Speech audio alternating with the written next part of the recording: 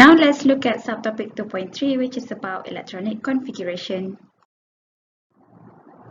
So this is what you need to know about subtopic 2.3, which you need to explain Aufbau Principle, Hund's rule, and Pauli's exclusion principle.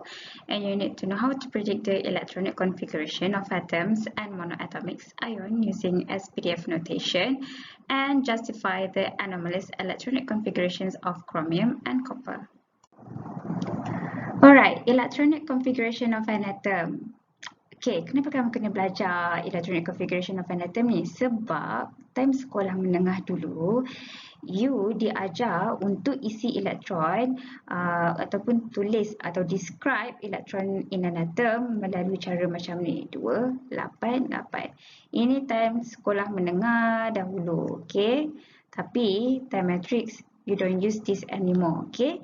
In matriculation level, if you want to describe how the electrons are filled in the atomic orbital, atau you nak describe the arrangement of electron in an atom for a monoatomic ions, you can represent it by using two methods. Ada dua cara untuk you show the electronic configuration of an atom, which is the first method is by using the SPDF notation, and the second method is by using the orbital diagram. So Miss akan terangkan about these two later.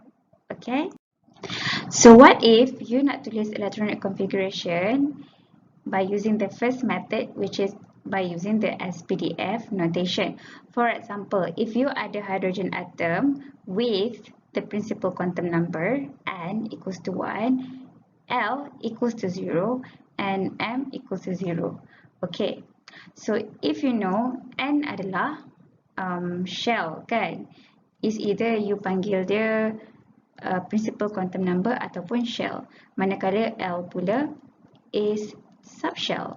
Okay, so therefore if let's say you nak tulis electronic configuration in SPDF notation, you boleh tulis dalam bentuk begini, which is kat depan sekali you letak the value of n atau the value of the shell, the second one you put the subshell ataupun the value for the angular momentum quantum number.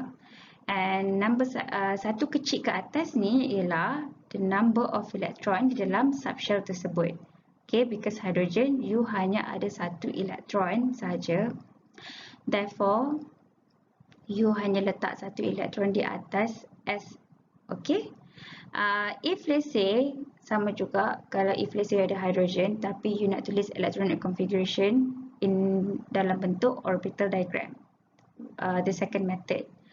Okay, so each orbital you can represent it by a box or platform. Okay, so you nak letak orbital tu dalam box boleh, dekat platform pun boleh. Okay, kiranya kalau let's say I nak tulis electronic configuration dalam bentuk orbital diagram in a box, so I can just write it down like this. I kena lukis the box, I kena bagi tahu box ni adalah milik siapa, milik energy level 1s. Sebabkan hydrogen ada satu saja elektron, therefore I hanya isi satu saja elektron kat sini, satu spin saja. Okay, okay, each electron you can indicate it by half arrow. Okay, not by an arrow but by half arrow. Because why? Because this half arrow, kan tadi before this previously we have learned back in subtopic 2.2 kita ada belajar the spin of the electron, right? Okay, if let's say the spin S, kan you ada 4 quantum numbers, N, L, M and also S. Tapi S is about spin of electron. Kan, spin of electron yang kita belajar before this ada dua, which is you only have positive half or negative half. Okay, so if you look at the electron here, if you isi satu saja elektron, it will be this one-headed arrow. If you isi dua elektron, it will be this satu headed arrow yang menegak, satu lagi turun ke bawah. Sebab apa? Bila dia menegak macam ni, it is positive half. It is when S equals to positive half. Bila dia menurun macam ni, it is when the spin quantum number will be equals to negative half. Okay? Tapi pokok pangkalnya, if let's say you nak tulis electronic configuration dalam SPDF notation, dia macam ni. Okay? Kalau you nak tulis dalam bentuk orbital diagram, you kena lukis kotak atau just buat platform ataupun just buat platform begini. Mention this platform belongs to energy level yang keberapa, which is 1s. And then just letak satu saja elektron kat situ. Okay, so itulah dia dua methods yang kamu boleh gunakan untuk tulis electronic configuration in an atom. Tadi kita dah belajar macam mana nak tulis electronic configuration of an atom melalui dua methods, which are orbital diagram and SPDF notation. So if let's say you ada oxygen atom here, dia ada 8 elektron. So untuk you tulis electronic configuration of this atom, sebagai example atom oxygen di dalam bentuk orbital diagram, so this is how you do it. So you can just do it either by drawing the box or drawing the platform. And drawing the electron inside here. So you boleh kira elektron dekat oksigen atom ni ada 1, 2, 3, 4, 5, 6, 7, 8. Okay. Cumanya you boleh buat either by box or you boleh draw a platform. Okay. The next method is if let's say by using the SPDF notation, then you boleh isi elektron by using the SPDF notation mengikut energy level yang ditetapkan. Nanti kita akan macam mana you boleh dapat 1s, lepas 1s, 2s, lepas 2s, 2p. Okay, let's stay tuned on how do you get this energy level. Okay, tapi kalau SPDF notation, you isi elektron di atas subshell tersebut. Okay, so that's how you do it. You have 3 rules to assign electrons in atomic orbital, which is the first one is the Aufbau Principle, the second one is the Pauli Exclusion Principle, and the third one is the Hund's Rule. Okay, macam mana kamu nak assign electrons in the orbitals melalui Aufbau Principle? Okay, Aufbau Principle ni is known as the building up principle. Okay, dia cakap elektron in its atomic orbital kenalah disusun di dalam bentuk sebegini. Okay, the order in which atomic subshells are filled in an atom start with the 1s orbital and move downward following the arrows. Okay, kiranya untuk energy level n equals to 1, you hanya ada 1s saja. Bila n equals to 2, you hanya ada 2s dengan 2p. Bila n equals to 3, you will have 3s, 3p and 3d. Bila energy level n equals to 4, you will have 4s, 4p, 4d, 4f. Bila energy level n equals to 5, you will have 5s, 5p, 5d, and 5f. Bila energy level n equals to 6, you will have 6s, 6p, 6d. And when the energy level n equals to 7, you will only have 7s and 7p. Tapi bila you nak tulis, bila you nak isi the electron, you kena start daripada 1s. You tengok arrow ni. Mula-mula 1s, lepas tu 2s, lepas tu 2p, 3s, lepas 3s isi pada 3p. Lepas kalau tak cukup lagi, isi for the next level which is 4s. Bukan 3d ya. Ikut arrow ni. Lepas 3p pergi pada 4s. Lepas 4s 3d. Lepas 3d 4p. Lepas 4p 5s. Lepas 5s, 4d, 5p, 6s, 4f, 5d, 6p, 7s, 5f, 6d, 7p. Basically, kalau kamu nak fill up the electron, you must start with 1s. So that means 1s is the lowest energy level ever. Okay? So 1s ni dia punya energy level dia sangat low berbanding dengan 7p. So kiranya kalau kamu nak isi elektron, kamu isi dulu di 1s. Kalau tak cukup, pinjam energy level sebelah, which is 2s. Kalau tak cukup, move to the next energy level, which is 2p. Kalau 2p tak cukup, pergi kepada 3s, and then 3p, lepas tu 4s, 3d, 4p, 5s and so on. But then tahap matriculation, I think it will require you untuk isi the electron up until 3d sahaja. Okay, so you kena alert this susunan. Okay, lepas 3p you kena ingat bukan 3d tetapi 4s barulah 3d. Okay, next. For example, if you ada nitrogen atom, okay, macam mana you nak isi electronic configuration? Melalui Aufbau Principle. Okay, so kita tahu nak isi electronic configuration, you ada dua cara, SPDF notation ataupun atomic orbital. Okay, for let's say, example, you ada nitrogen atom. This is nitrogen atom in the periodic table of element. Dia ada atomic number equals to 7. So, bila ada atomic number equals to 7, that means the total number of electron for nitrogen neutral atom will be equals to 7 electron juga. Okay, sebab dia neutral atom. Alright, so kalau mengikut Aufbau Principle, dia cakap you kena isi melalui 1s dahulu. Okay, kiranya you kena start from 1s.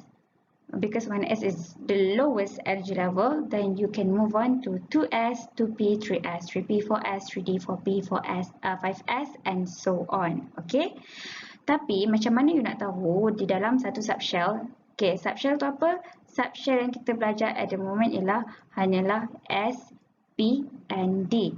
Okay, if let's say you ada subshell S, macam mana you tahu ada berapa elektron yang you boleh letak untuk subshell S? And how many maximum number of electrons that you can put in subshell P, and how many maximum number of electrons that you can put in subshell D? Okay, so it is like this. Alright, previously you ada belajar you ada 4 quantum number, which is N, L, M and also S, correct? Right, and then untuk tahu subshell for your atomic orbital, you can tell it by tahu value of your L. Contohnya, macam mana you dapat S? Because your L equals to 0. Okay, macam mana you nak tahu berapa degenerate orbital, berapa orbital bila dekat subshell S? You boleh tahu melalui magnetic quantum number M. Bila L equals to 0, M will be equals to 0. Okay, kenapa you penting nak tahu berapa degenerate orbital untuk S subshell? Because dia akan ditentukan bila you nak lukis atomic orbital, you boleh tahulah kalau S ada S saja, tak kira lah energy level dia 1S ke 2S, 3S, 4S, 5S and so on. Asal ada S saja kat depan tu, that means M equals to 0. Bila M equals to 0, that means untuk you lukis atomic orbital dia, you hanya lukis satu kotak sahaja. Sebab dia hanyalah, bila L equals to 0, M equals to 0, hanya ada satu value sahaja di M, which is 0. Betul tak?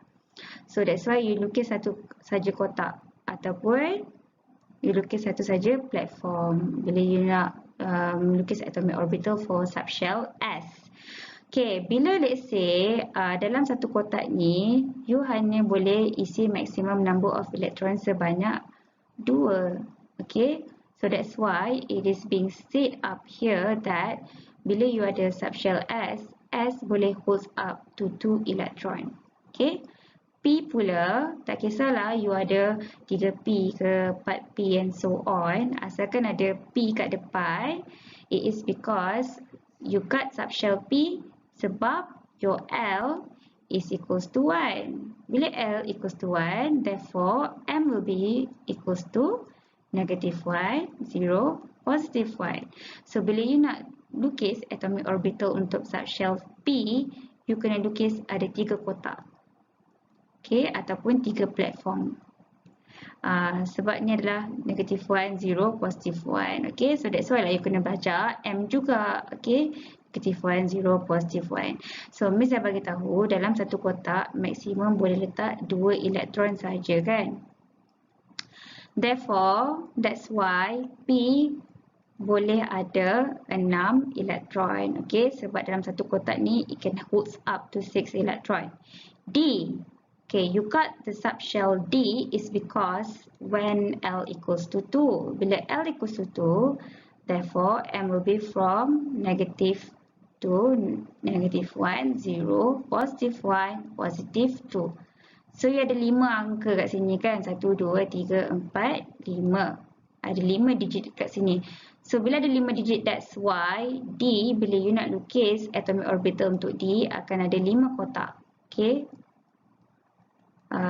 Because dia ada 5 orbitals, 5 degenerate orbitals in subshell D. So 1, 2, 3, 4, 5. So ni lah negative 2, negative 1, 0, positive 1, positive 2. Okay. So that's why lah previously kita ada learn how to draw the atomic the orbital untuk subshell S, P and D. Kalau S bulat saja. Okay, the spherical bentuk dia bulat saja. Kalau P kan you ada PX, PY, PZ. Kalau D you ada DXY, DXZ, DYZ, DX squared minus Y squared dengan DZ squared. Tak tahulah DXY ni milik 2 ke, negatif 2 ke, okay. So basically pokok pangkalnya you ada 5 shape of D dan juga 5 atomic orbital untuk D subshell is because of M ada 5. Ada 5 digit. Okay, ada 5 angka kat situ. P, because you ada PX, PY, PZ, same goes to Y, you dapat 3 atomic orbital untuk subshell P is because the M ialah M dia ada 3. Okay, since satu kotak boleh muat 2 saja elektron, so 2 kalikan dengan 5, that's why D boleh ada maksimum sebanyak 10 elektron. Okay, so let's go back on how kamu nak isi elektron of nitrogen. Okay, kalau let's say tak kisahlah you nak buat SPDF notation ke atomic orbital ke, memang you kena ikut Aufbau Principle. Kalau you nak isi elektron di dalam atomic orbital, that's why you kena rely dekat another 2 rules, okay, which is kita akan learn about it later, which kita ada Hund rule and also Pauli exclusion principle. Kalau SPDF notation, you hanya kena isi the electron by following this energy level, starting from 1s. Okay, and then 2s to P and so on. So, we know that nitrogen ada 7 elektron. Kan Aufbau Principle cakap kamu kena isi starting from 1s. You know S boleh muat 2 elektron sahaja. So, bila S boleh muat 2 elektron, tak cukup kan? You ada lagi 5 elektron nak kena isi. So, sekarang ni 1s you dah isi 2 elektron. Bila tak cukup kena pinjam sebelah, energy level sebelah, which is 2s. Again, because it is S, that means you boleh isi maksimum 2 elektron. Jadi tak cukup lagi. Sebab baru ada 4 elektron kan kat sini. So, 2 campur 2, 4. You need another 3. You tahu P boleh muat sampai 6 elektron di dalam orbital in P subshell. Therefore, you akan letak another 3 electrons di energy level 2p and it just stops there. Okay, sampai 2p saja, tak over. Okay, so bila you nak tulis dalam bentuk SPDF notation, you know that your limit of energy level untuk isi nitrogen atom sampai 2p sahaja. So, you tulis 1s, 2s, 2p. Bila nak tulis the number of electrons, okay, you tulis di atas subshell mereka. That's why you have 1s2 because you hanya isi 2 elektron saja di 1s. And then bila dah max up, it will move to another energy level which is 2s. That's why you have 2s2. Okay, and then bila dah max up, that's why dia kena pinjam another energy level, the next energy level which is 2p. Tapi tak letak 6, you letak 3 sahaja. So 3 campur dengan 2, 5, 5 campur 2, 7. Cukuplah 7 elektron. Okay, so that's how you write it in SPDF notation. Kalau you nak tulis dalam bentuk atomic orbital, that's you ada 2 cara. Sama ada you lukis elektron you di dalam box ataupun you boleh letak dekat platform. Tapi make sure kalau let's say di bawah box atau di bawah platform tu, you kena tulis energy level dia. So if let's say I draw this box, I need to state this box belongs to which energy level, which is 1s. Macam if I draw this platform, I put 1s below it because this platform belongs to 1s. Next, and then you isi 2 saja elektron. Next is 2s, and last one ialah 2p. Macam mana nak isi the elektron? So stay tuned, and we will go through the next 2 rules. Okay, sebab bila you nak isi elektron, you kena isi elektron dekat atomic orbital melalui 2 rules yang Miss akan terangkan nanti. Okay, next, yang ni you tak perlu tahu pun. Tapi kalau if let's say you are curious about energy level in atomic orbitals, kalau mengikut Aufbau Principle, it will look something like this rather than this. Kalau if it's a normal hydrogen atom punya energy level diagram, every level akan setara je mengikut level masing-masing. 1s, 2s, 2p sama dia energy level dia. Tapi if let's say you ikut Aufbau Principle, dia ada relative energy dia yang tersendiri, which 1s has the lowest energy compared to 5s. Okay, 1s has the lowest energy compared to 2s, and 2s has lower energy compared to 2p. Lepas tu 2p lagi rendah energy dia berbanding 3s. Lepas 3s, 3p. Makin lama makin naik kan. Lepas 3p, 4s. Lepas 4s, 3d, 4p, 5s, 4d, and so on. So this is just a representation je. Nak show yang ada perbezaan, ada ranking of energy di dalam Aufbau Principle. Okay, so let's try this out. Let's fill up the electrons in the lowest energy orbitals by using the Aufbau Principle. Okay, so Aufbau Principle can be used when you nak isi elektron dekat SPDF notation and also atomic orbital. Tapi the way you want to fill up the electrons by using atomic orbital is different from the SPDF notations. For example, if let's say you ada hydrogen with 1 electron, sebabkan ada satu saja elektron, kalau you fill up melalui Aufbau Principle, you akan start from 1s. And you know that s hanya boleh occupy 2 electrons, so it's just gonna be 1s1 since you have 1 electron here. Untuk lukis atomic orbital untuk hydrogen, it will be okay, I just lukis satu saja platform. So this platform represent 1s, and since I have 1 electron, so I just put 1 electron there. Okay, so if let's say I have 2 electrons in helium, so bila I nak isi elektron melalui Aufbau Principle, I know that helium is 1s2. Therefore, if I want to draw the atomic orbital, it's gonna be, I just draw atomic orbital untuk 1s, which is s hanya ada satu platform saja, and I just label energy di bawah tu 1s. And then since it is 1s2, I ada 2 elektron. So bila 2 elektron, bila I nak isi, I just need to fill it up bawah dan atas macam ni lah. Okay, kalau lithium ada 3 elektron, so I kena pinjam the next energy level, which is 2s. So 1s dah fully occupied, ada 2 elektron. 2s ada satu saja elektron. Okay, so what I'm drawing here is atomic orbital untuk lithium. Next ialah beryllium. Beryllium ada 4 elektron. Okay, so since dia ada 4 elektron, therefore I can just tulis SPDF notation dia from 1s, 1s2, and then 2s2. So cukup kan 4 elektron situ. But when I want to draw the atomic orbital, since S kan ada satu saja, the generic orbital, so this platform is for 1s and this platform ialah for 2s. So 1s, 2, 2s2. Okay, next ialah if I have 5 electrons in B, boron, okay, so tak cukup ni sampai 2s sebab 1s boleh muat 2s boleh muat 2 elektron saja.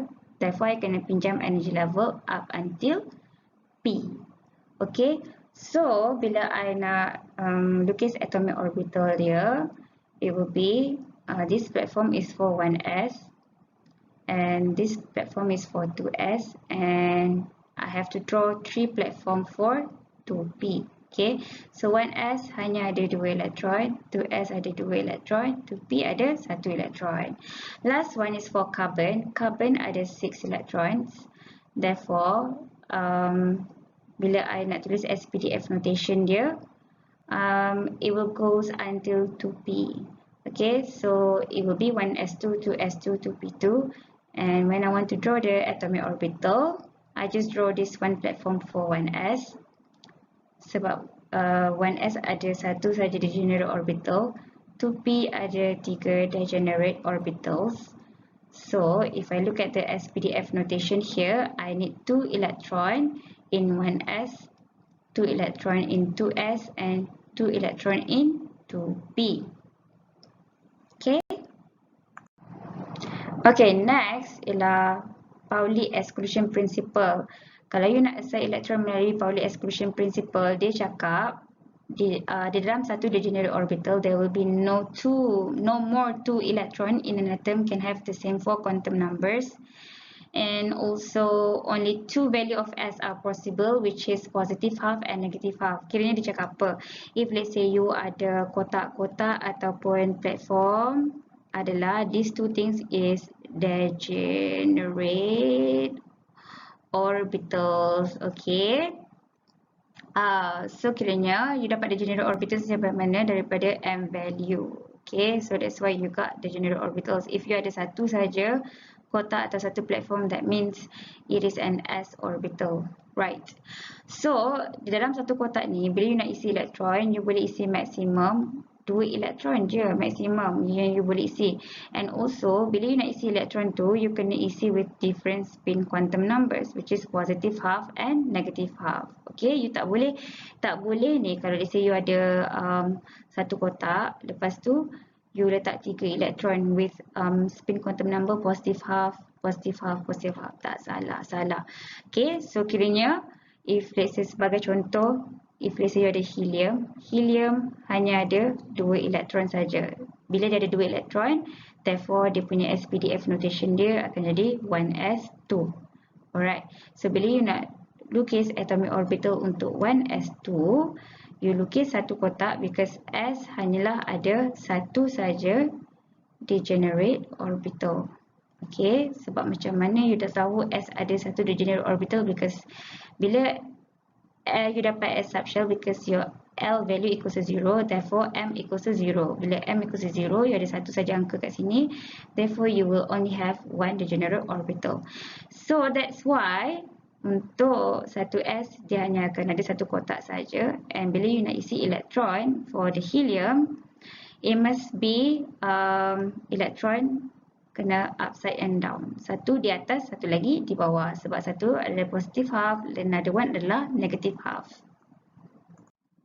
Okay, and the last rule here, if you want to assign electrons in the atomic orbital, you have to assign it by using Hund's rule. Hund's rule cakap apa?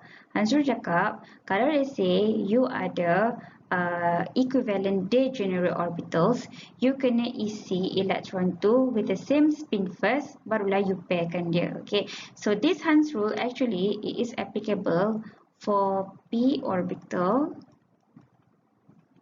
or d orbital. Kenapa? Sebab p orbital ada 3 orbitals, ada 3 degenerate orbitals. Okay, d orbital pula ada 5 degenerate orbital. Kan? Okay, so bila kamu nak isi elektron dekat p dengan d orbital, dia ada rules yang you kena ikut, which is Hund's rule. Kalau kenapa s orbital tak included? Because if you ada s orbital, you ada satu je degenerate orbital. Kalau let's say dia dah maksimum, let's say you ada 1s2 dah maksimum. So you just pair upkan diorang saja. Tapi untuk P dengan D orbital it is special because P ada 3, D ada 5. Dia ada more than one degenerate orbital. So it's a different story here. If ikut Hund's rule, dia cakap kamu kena isi single spin first, electron with single spin first, barulah opposite spin, baru pairkan dia. Okay, macam di orbital you ada 5 kan degenerate. So if let's say you nak isi, you have like for example you have 3D5, so how you gonna do it? So you tak boleh buat atas bawah 1 2 3 4 5, salah. Okay, so the way you want to do it is you isi electron with the same spin first. 1 2 3 4 5. Macam tu dulu. Itu kalau you ada 3D5 lah. If let's say you have 3D10, that means you ada 10 elektron kan. So kiranya you isi dulu with the same spin first. 1 2 3 4 5. Lepas tu you pairkan je 6 7 8 9 10. Macam tu lah kamu buat. Okay, so let's look at this example. For example, you nak isi 2 elektron di 2p. This is not how you do it. Okay, the way you do it ialah you kena letak 1 2 macam tu. Okay, pergi dekat sebelah dulu. Okay, so if you look at the next one juga, this one pun salah juga. Sebab kenapa? Dia pairkan mereka berdua. Padahal you kena single spin dahulu. So ni salah lah ni. So dia kena macam ni, single spin dahulu baru nak pairkan dia. Okay, yang ni pun salah. Sebab cacat ni. Dia kena single spin dahulu. Kena single spin baru pairkan dia. And the last one, if let's say you look at here, if let's say you nak isi 4 elektron di 2p. Okay, so you isi single spin first 1 2 3, baru pair upkan dia 4. So that's how you do it if you want to use the Hund's rule. To conclude here, according to Aufbau Principle, bila you nak isi elektron, isi dulu dekat lowest energy state, which is 1s. Sebelum you nak isi to the higher energy state, 2s and so on. Okay, and then Pauli pula cakap dia dah maksimumkan number of electron dekat satu degenerate orbital, kena ada maximum 2 electrons with opposite spin.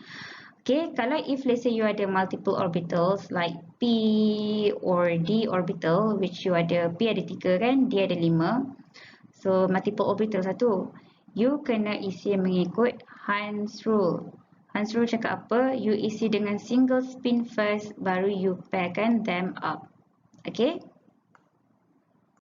So I'm just gonna repeat the points for you to remember here. Bila you nak isi electronic configuration of an atom or monoatomic ion at ground state, please remember these 3 rules: Aufbau Principle, Pauli Exclusion Principle, and also Hund's rule. Alright.